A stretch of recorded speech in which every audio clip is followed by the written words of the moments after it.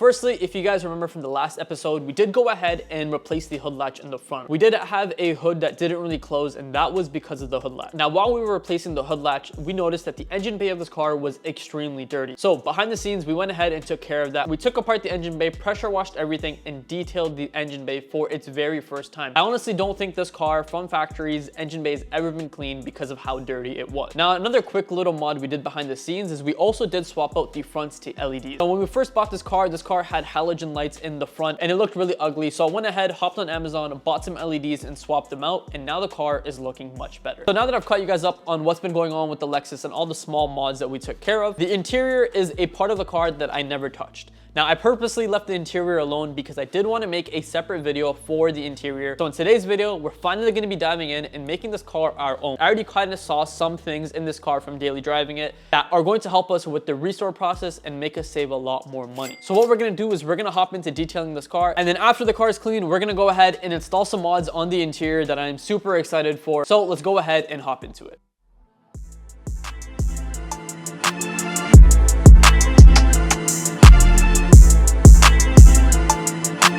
So even though this car is one of the dirtiest cars I've ever worked on, I've ever cleaned, the previous owner clearly kept this car a mess. I did find a couple of cool things. So we did find some front brake pads, and this car's front brakes are definitely wearing out. So these seem like they have a decent amount of life left onto them, as you guys can see right over here. So I definitely should be able to use these. I have the front lefts and front rights. I just don't have the rear. I also found a bunch of coil packs. Now these right over here, they all seem to be in good condition. They don't really even seem to be heavily used. I think maybe he was going to go ahead and replace these anyways, because my car definitely needs coil packs and spark plugs. I didn't find any spark plugs, but finding these, this does save me a couple $100. Hopefully they're reusable and hopefully they don't have a lot of kilometers on them. But garbage back here, it is so bad. It's literally everywhere. We're gonna continue detailing this car and hopefully we can find some more things.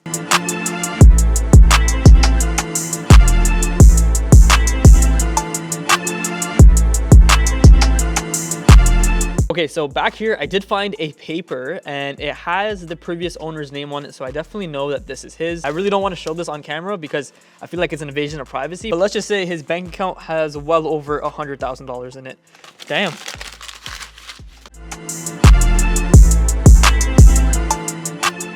I also went ahead and found some sanding blocks. We're definitely gonna need these to tackle the rust on the car.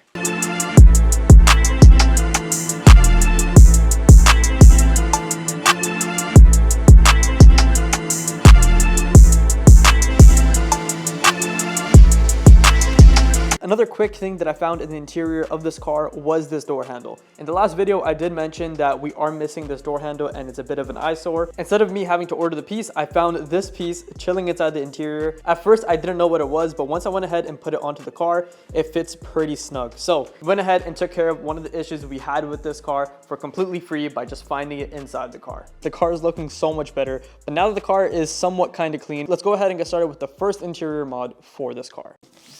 In this box, I have one of the best modifications I've ever done to the FRS, and we're gonna go ahead and install that onto the Lexus. Some of you guys might already know what this is just by looking at the box, but this right here, firstly, it's packaged like crazy. But this right over here is another Idoing head unit. Yes, we have one on the FRS. This is one of the best mods I've done to that car. We're gonna be doing it onto the Lexus as well.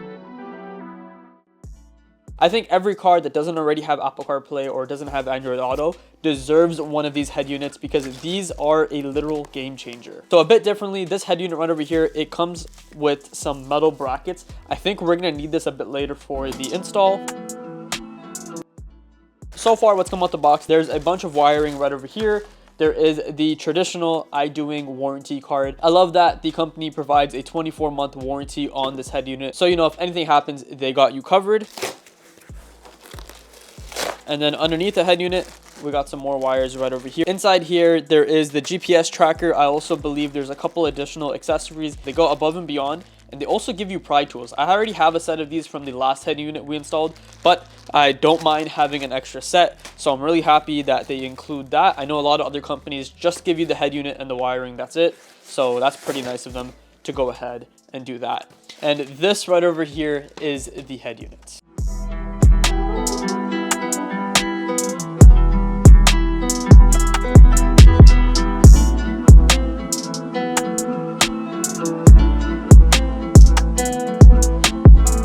first impressions, this thing is sick. Now, it already has the interior piece to go ahead and match my car, which is absolutely crazy. So this is going to look as OEM plus as possible. And that's the exact kind of look that we're trying to go for. We also have the hazard lights, the AC controls, everything that I already have on my car included onto this piece right over here. And I do know that there's other head units that actually include the AC control within the head unit itself. That's something I didn't want. I already saw a bunch of forums and I've already heard a bunch of horror stories about the AC controls not working on the other head units. So I really wanted one that was separate. And this one right here is perfect. The back of the head unit, obviously, we have the whole entire module. We have all the systems back over here. Just by looking at this, I'm super happy with this head unit. And I can't wait to go ahead and throw this onto the car. I'm gonna just pry it up from that corner with the small bit.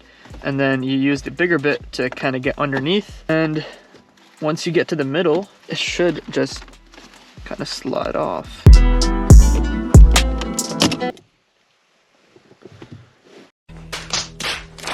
Yeah, you probably shouldn't pull hard on the vents, because if you do, the vent is just going to break just like that. Hopefully I can still fix this and put it back in. There are going to be. And down here, it looks like it's also never been cleaned. It is very nasty down here. But as you guys can see, there is one Phillips head right here and then another Phillips head right here. What this is gonna do is this is gonna remove this ashtray right here.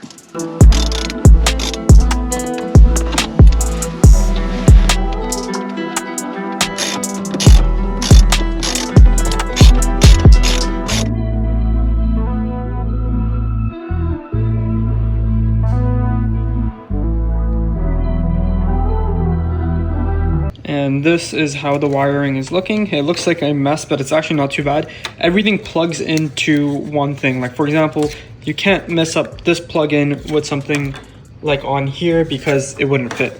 Same with the red, the purple, this yellow, this gray. They're all plugged into these spaces that wouldn't fit in another space. So it's kind of plug and play, and it's gonna be pretty hard to mess it up. Also, we went ahead and put the 4G cables. It is labeled right over there, 4G. And then we have this GPS cable, I believe, which is by itself. And it's also labeled down there. So other than that, this is kind of how it's looking.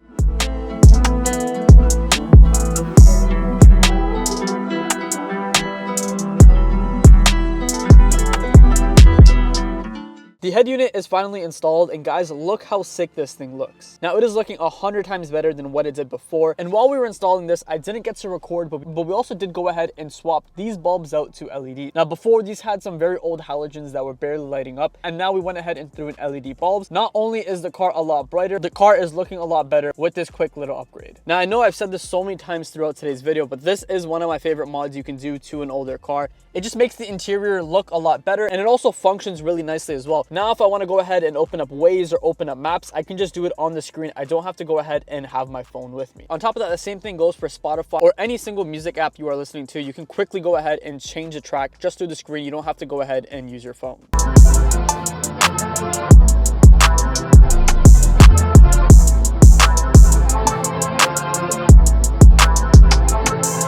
The only thing different about this head unit compared to the FRS is this head unit has heating controls built in. Now, this part is new to me, but you can quickly go ahead and control if you want the AC on or if you want to go ahead and turn the heat on and the fan speed, and everything works pretty easily on the screen right over here. And not only just that, this screen also has so many different customization options. It also has the Play Store. So if you guys want to download other apps like Netflix, Instagram, TikTok, you can go ahead and download it and pretty much have it on the screen. Now, difficulty wise, I'd give this head unit install a 5.5 to 6 out of 10. It definitely wasn't the easiest thing to install, only because this head unit didn't come with instructions. Now, if this head unit came with instructions, it would be a lot easier. But in order to figure out how to install this head unit, I went ahead and searched up the install on YouTube, and I found a couple of videos explaining how to do it. It's not too bad. It's just, if you're like me, wiring is something that I don't like, and there was a lot of wires to deal with. Now, other than plugging in a bunch of wires and figuring out where they go, you don't really have to splice any cables or tap into anything. At least I didn't have to. But with that being said, I am going to wrap up the video right over here. If you guys are enjoying the Lexus content, make sure to go ahead and leave a like on today's video and let me know in the comment section down below. Next week, we're going to start taking care of some exterior mods on this car, and then we'll go back to modifying the FRS and adding a couple mods that are sitting in my garage. Thank you guys so much for watching, and I'll see you guys all in the next video.